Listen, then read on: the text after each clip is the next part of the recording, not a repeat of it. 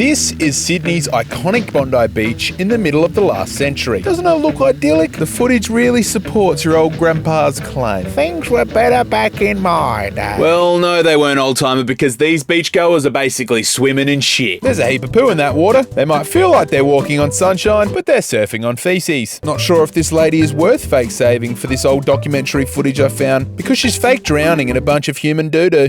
Quick history lesson. Back in the mid-1800s, Sydney chucked in its first proper system to dispose of the Sydney sewage. Though it improved the public health and living standards of the community, It was pushing poop straight into Sydney's oceans. as Australians fell more and more in love with the beach, this became more and more unacceptable. So, in the early 1960s, we popped in 3 primary treatment plants. That'll do. No, it won't, as even though the sewage was being treated after 1962, it was still spewing out onto the cliffs. Not good. Creating a gross pooey plume just off the headland, which would often make its way onto Bondi Beach. So you'd be having a surf and then yesterday's lunch might come straight up to join you. This became known as the Bondi Cigar. Lovely stuff. Finally, in the 1980s, Sydney took these outfalls up to 3 kilometres offshore, under about 60 metres of water, so it would finally have a chance to dilute. Everything returned back to normal, right? Wrong! Enter Operation Crayweed. Act loco! Today we're just south of Bondi in Coogie's Wiley's Baths. We're meeting with Dr. Adriana Verhes at a Crayweed planting event. Hosted by us, we are explorers, more on that in a bit. Adriana and her team of diving legends are aiming to restore Sydney's Crayweed forests after it was wiped out during the Great Pollution. What we learned in the late 2009, a colleague of ours did a study that showed that this beautiful species of seaweed called crayweed had gone missing and it just never came back. It took us 30 years to even realize that it had gone missing. And that's because, like what happens under the water is not a lot of people are putting on their mask and even having a look, right?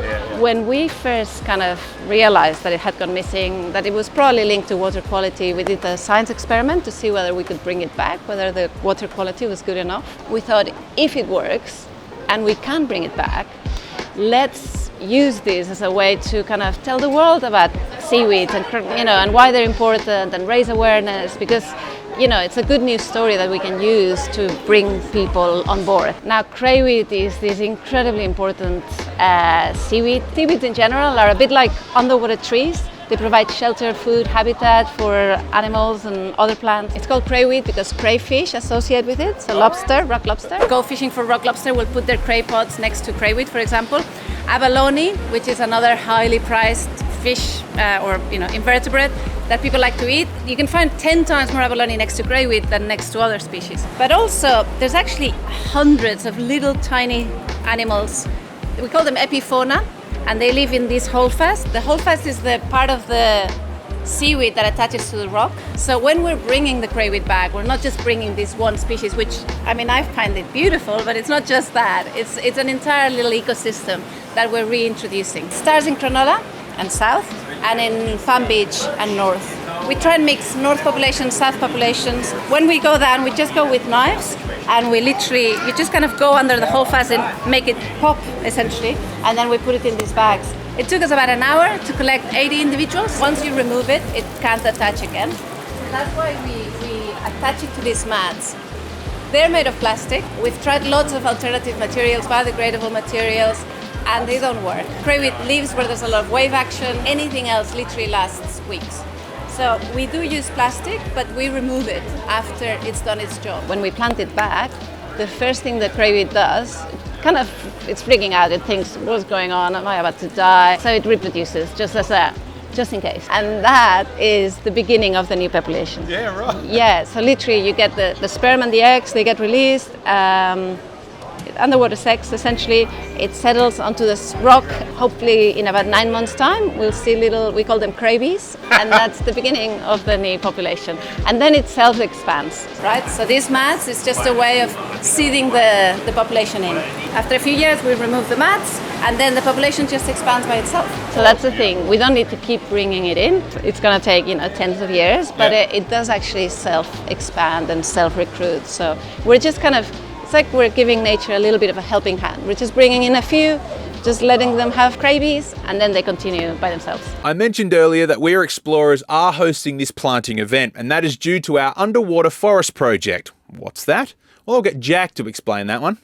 Thank you, Jack. The Underwater Forest project was our 2022 crowdfunding campaign where we got all the WEA Explorers community and we taught them pretty much about Crayweed. Adriana came to us and said, hey, 42,000 is the number to plant an entire site. So we went, all right, that's the goal. It was ambitious, but we got the whole community together and we raised that cash, and then today we're here planting it. But before we can start planting, we've got to prep the crayweed. That's done by strapping a cable tie to the holdfast, then measuring it, and taking note of the crayweed's sex and physical condition. Of course I had a go, and yes, I definitely meant to have the gloves on whilst annotating.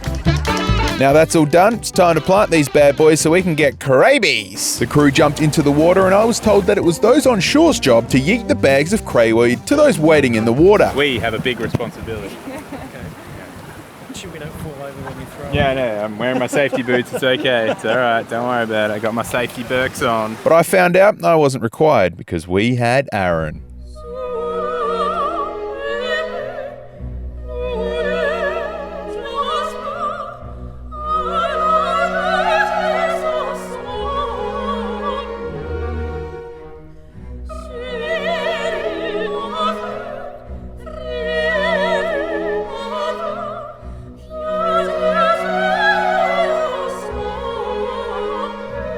Once the crew in the water had received the bags from Aaron, it was their job to swim it out to Adriana and a team of legends to plant the crayweed into the mats that they'd pre-drilled into the seabed below.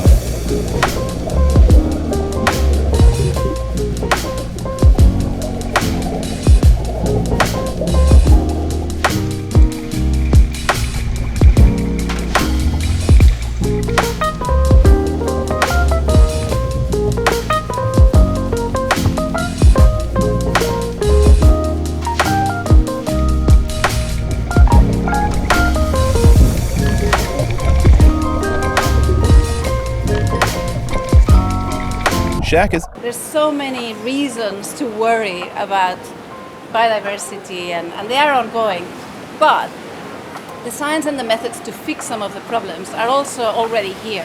And that's what really excited me personally. Like when I started the lectureship at UNSW and I came across this seaweed that had gone missing, I was like, here's an opportunity to use science to solve a problem and to be hands-on about it.